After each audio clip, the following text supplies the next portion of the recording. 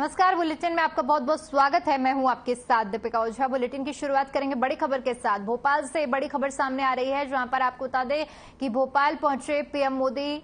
2 वंदे भारत ट्रेनों को हरी झंडी दिखाई गई है। रानी कमलापति रेलवे स्टेशन में हरी झंडी दिखाई गई है। भोपाल से इंदौर और भोपाल से जबलपुर के लिए ये दोनों ट्रेनें चलेंगी। तो बड़ी जानकारी, जहां पर पीएम मोदी भोपाल पहुंचे और जिसके बाद उन्होंने रानी कमलापति रेलवे स्टेशन से वंदे भारत ट्रेन को हरी झंडी दिखाई है। ये ट्रेन भोपाल से इंदौर और भोपाल से जबलपुर समेत 5 वंदे भारत ट्रेनों को हरी झंडी दिखाई गई है और इनका रूट भोपाल से इंदौर और भोपाल से जबलपुर के लिए रहेगा।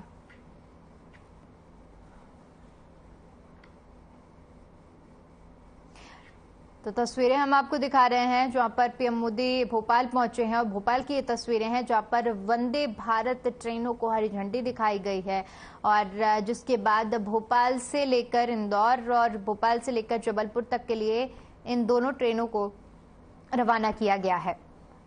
भोपाल की ये तस्वीरें हैं जहां पर वंदे भारत की सौगात मिली है।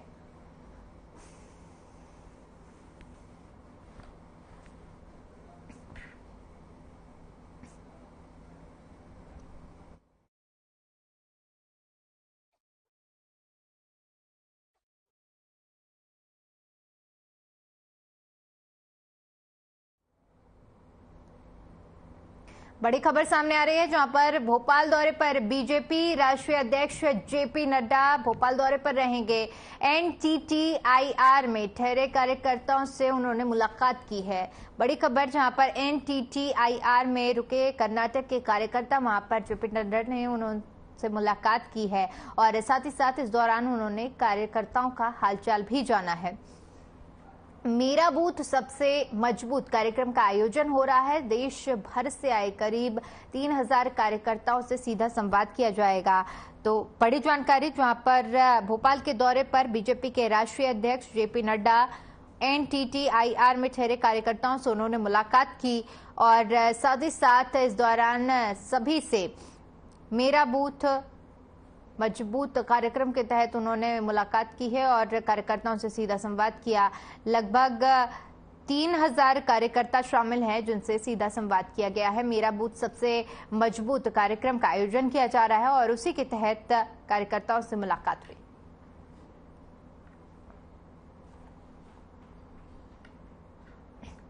तो ये तस्वीरें भोपाल की है, जहां पर बीजेपी के राष्ट्रीय अध्यक्ष जेपी नड्डा भोपाल पहुंचे हैं और इस दौरान उन्होंने एनटीटीआईआर में ठहरे कार्यकर्ताओं से मुलाकात भी की है। ये मुलाकात के दौरान की तस्वीरें हैं और क्योंकि आपको बता दें मेरा बूथ सबसे मजबूत कार्यक्रम भी चल रहा है, इसी के तहत कार्यकर्ताओं से मुलाकात हुई है।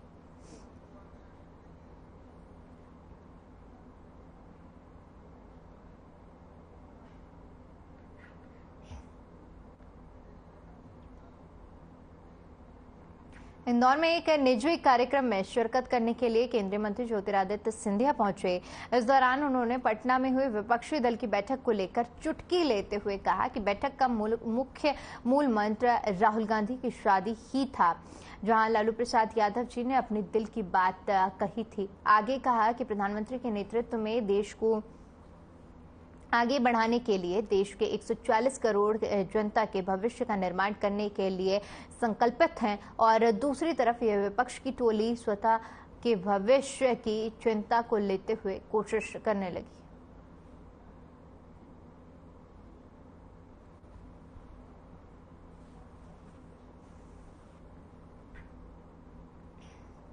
इतने दिन बाद हम आए हैं तो थोड़ा मुस्कुराओ तो। ठीक हो सब लोग? ठीक हो? हमने वजन कम किया कि नहीं? जिस नया इतिहास को प्रधानमंत्री जी ने भारत के तिरंगे को हाथ में लेकर अमेरिका में रचा है, जहां यूएस कांग्रेस में दूसरी बार उनका अधिवेशन आयोजित किया गया। एक एक कांग्रेसमैन, कांग्रेसवुमन, स्पीकर से लेकर उपराष्ट्रपति ने उनकी पूरी भरी प्रशंसा की।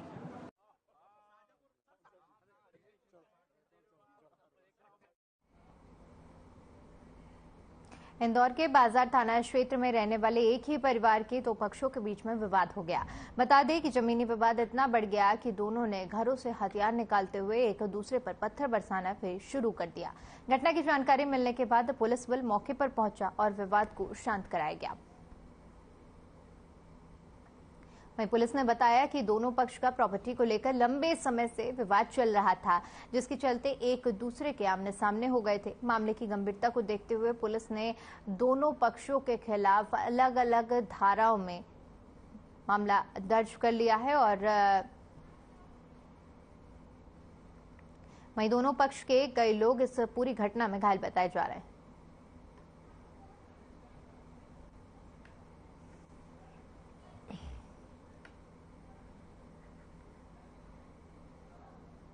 होना, महासचिवों की मीटिंग होना, प्रदेश कार्य समितियों की मीटिंग होना, जिला कार्य समिति, मंडल कार्य समिति होना,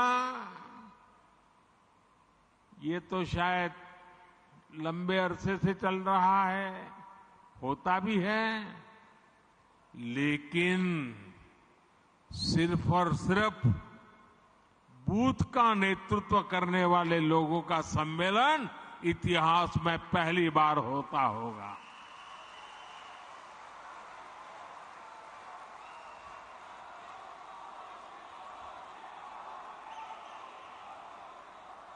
साथियों,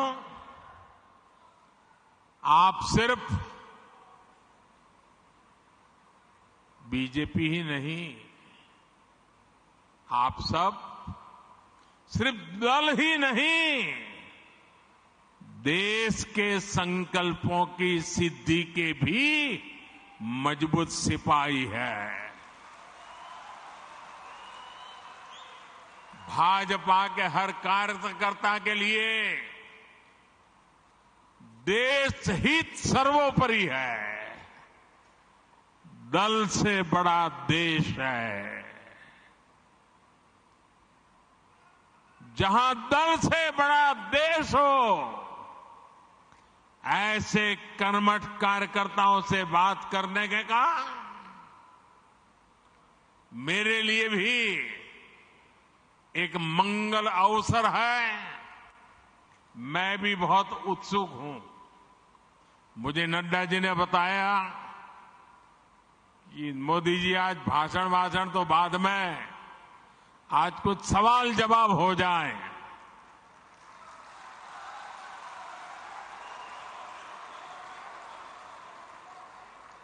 मैंने भी बात को मान लिया। आइए बातचीत का सिलसिला शुरू करते हैं। हमारी बहन जी वहां से जैसे भी आगे आज्ञा करेगी, मैं अपनी गाड़ी आगे चलाऊंगा।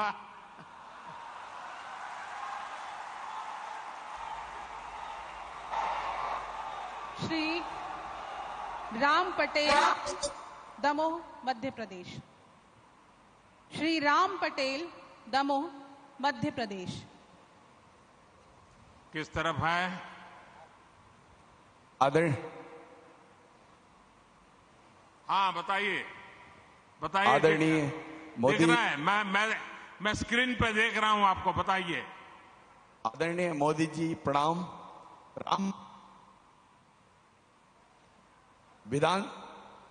राम पटेल दमोह से टिकट का प्रभारी हूं। बूथ 171 दमोह से आपको प्रणाम करता हूं। आपसे मैं प्रश्न करना चाहता हूं। आपने भी खुद मंडल स्तर पर तक कार्यकर्ता बन करके काम किया है।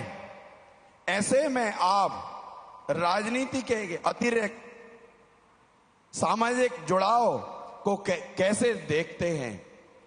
आपसे पूछना चाहता हूं आदरणीय प्रधानमंत्री जी। एक तो मुझे अच्छा लगा कि आप रोज की राजनीति की आपाधापी के बजाय किसी और दिशा में सवाल को लाए हैं। आप बैठिए, मेरा जवाब थोड़ा लंबा हो जाएगा। आप बैठिए आराम से। देखिए, जो एक बूथ होता है वो अपने आप में एक बहुत बड़ी इकाई है। हमें कभी भी बूथ की इस इकाई को छोटा नहीं समझना चाहिए। हमें अपने बूथ में राजनीतिक कार्यकर्ता से भी ऊपर उठकर समाज के लिए सुख दुख के साथी के रूप में अपनी पहचान बनानी चाहिए। और बहुत सी ऐसी चीजें होती हैं जिसमें जमीन का फीडबैक बहुत जरूरी होता है। जो बूथ के हमारे साथी हैं वे इसमें बहुत बड़ी भूमिका निभाते हैं। प्रधानमंत्री भी या मुख्यमंत्री भी अगर कोई सफल नीति बनाता है तो मान लेना किसी न किसी बूथ के कार्यकर्ता के दी हुई जानकारी की ताकत बहुत बड़ी होती है। हम भारतीय जनता पार्टी के कार्यकर्ता उनमें से नहीं है जो एयर कंडीशन कमरों में बैठकर पार्टियां चलाते हैं और फतवे निकालते रहते हैं।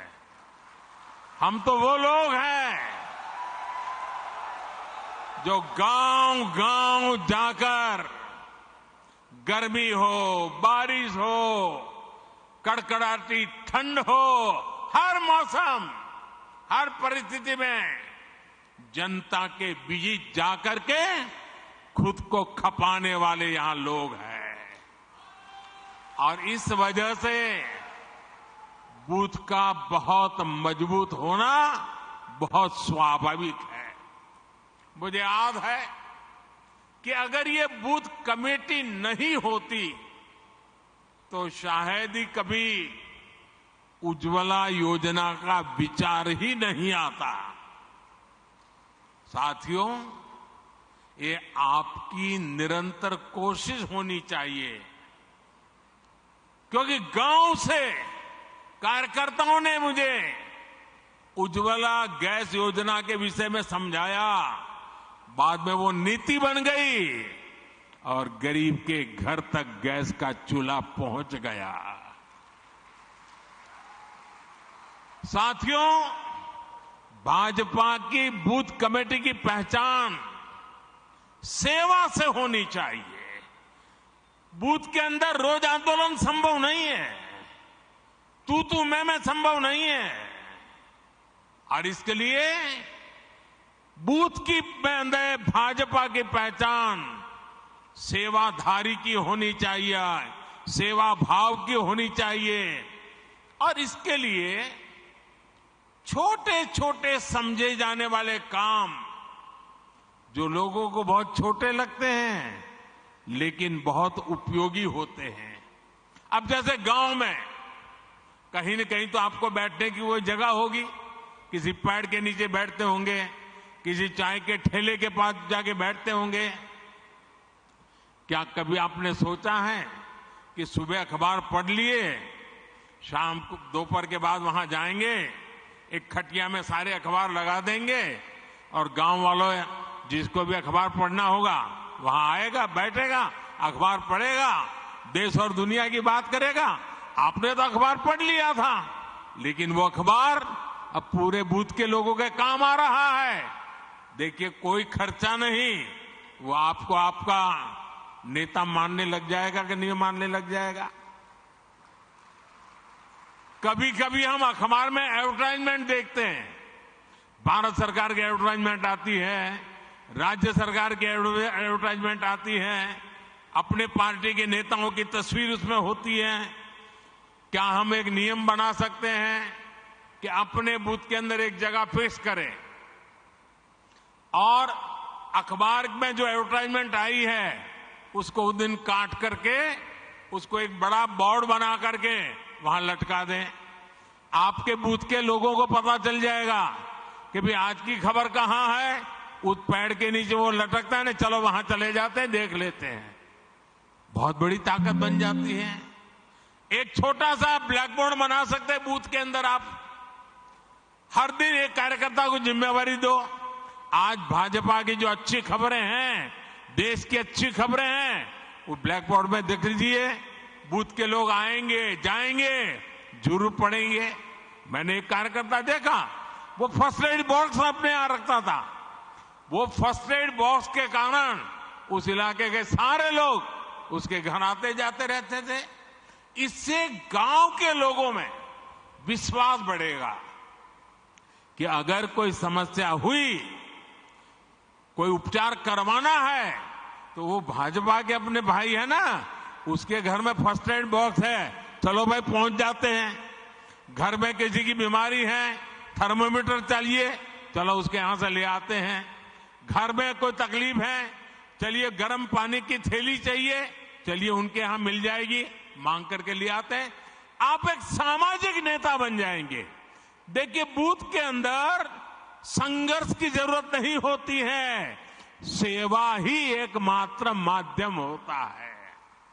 आप अपने अखबार, जैसा मैंने कहा, पढ़ने की व्यवस्था पर जोर दें।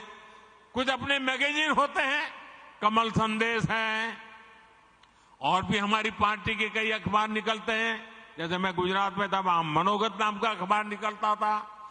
ये मैगजीन जो आता है, हमने तय करना चाहिए कि भाई चलिए मंडे को ये मैगजीन इस घर में देंगे, फिर दूसरे दिन सुबह जाके मांगेंगे, कल आपने पढ़ लिया होगा, ले लेंगे, दूसरे दिन दूसरे के घर देंगे, फिर 24 घंटे के बाद जाएंगे, फिर वहां से ले लेंगे।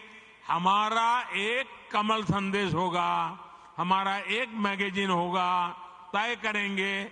अगला आने तक घर घर वो घूमता रहेगा, 30-40 घरों में जाएगा, फिर वापस आएगा। आप खुद तो अपने लिए खर्चा करते हैं, पढ़ते हैं, लेकिन वही अगर आप मोहल्ले में पहुंचा देंगे तो फायदा होगा। अब देखिए, गांव में खेती के समय यूरिया खरीदने के लिए गांव वाले निकलते हैं। हर कोई अलग अलग जाता है, हर कोई न कोई व्हीकल करके उठा करके ले आता है।